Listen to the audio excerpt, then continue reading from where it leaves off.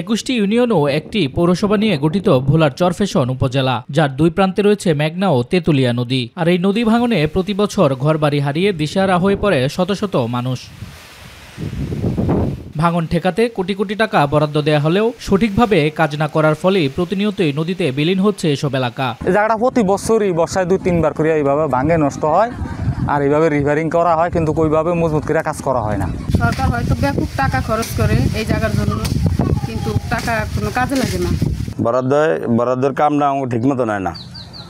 ঠিকমতো আমার কাজ হইলে আমাকে বেরিটা দিত না, আমার দেশের সম্পদটা নষ্ট হইতো না। ঘূর্ণিঝড় শক্তির প্রভাবে উপজেলার খেজুরগাছিয়ায় জুনের প্রথম দিকে বাঁধটি ক্ষতিগ্রস্ত হয়। বাঁধটি সংস্কারের জন্য জরুরি ভিত্তিতে 45 লাখ টাকা বরাদ্দ দেয় পানি উন্নয়ন বোর্ড 2। পরে দরপত্রের মাধ্যমে বাঁধ সংস্কারের কাজ পান 2টি ঠিকাদারি প্রতিষ্ঠান। উপজেলা প্রশাসনের বেঁধে দেয়া 2 মাসের সময়ের মধ্যে তাদের বাঁধ নির্মাণের মাটি ভরাটের কাজ করলেও তা জোয়ারের ঢেউয়ের আঘাতে বিলীন হয়ে গেছে। ব্লক দিয়ে এটাকে সুন্দরভাবে টেকসই এটা অস্থায়ীভাবে করা হচ্ছে। টেকসইভাবে একটি বাঁধ নির্মাণ করলে অত্র এলাকার মানুষ ঝুঁকি থেকে রক্ষা পাবে। এরই মধ্যে আবারও বঙ্গোপসাগরে নিম্নচাপের প্রভাবে মেঘনা নদীতে অতিরিক্ত জোয়ারের ঢেউয়ের আঘাতে বাঁধটি দ্বিতীয় দফায় ভেঙে যায় 90%। পরে উপজেলা প্রশাসনের পক্ষ থেকে পুনরায় বাঁধটি নির্মাণের কাজ দ্রুত সম্পন্ন করার নির্দেশ দেয় ঠিকাদার প্রতিষ্ঠানগুলোকে।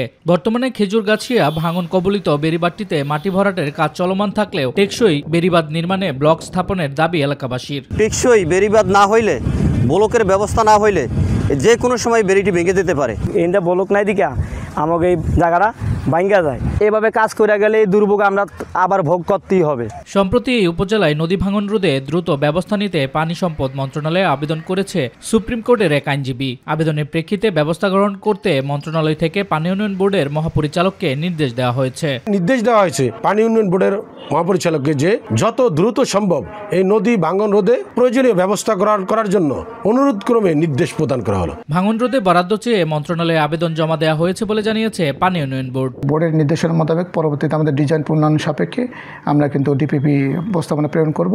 এই ডিপিপিগুলো অনুমোদন হলে আমরা কিন্তু ওই ভাঙনগুলো রোধে পার্মানেন্ট কিন্তু ব্যবস্থা গ্রহণ করতে পারবো। ভাঙন কবলিত এলাকার মানুষের একটাই দাবি, কর্তৃপক্ষ দ্রুত ভাঙন রোধে কার্যকরী পদক্ষেপ নেবে, এমনটাই প্রত্যাশা সকলের।